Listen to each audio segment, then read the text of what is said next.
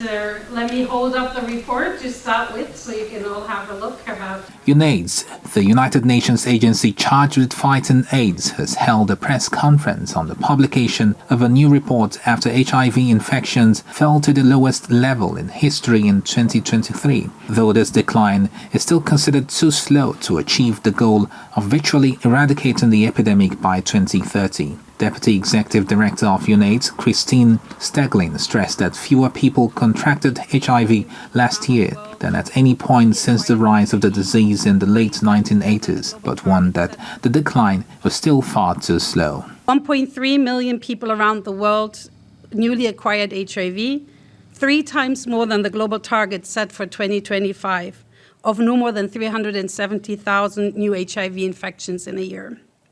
Of the almost 40 million people living with HIV, 9.3 million people are still not accessing life-saving treatment.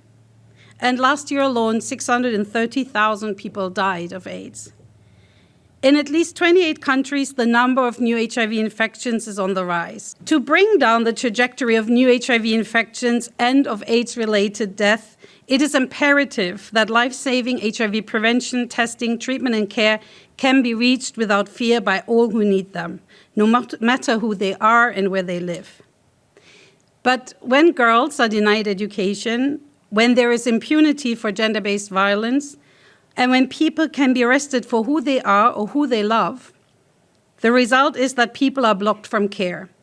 This drives the AIDS pandemic. So today, as UNAIDS, we call on leaders to remove discriminatory laws that violate human rights, to resource community-led responses to protect human rights, and to take a human rights approach to enable access to medical innovations for people in every region of the world.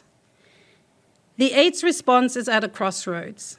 Upholding the human rights of everyone is the path that ends AIDS.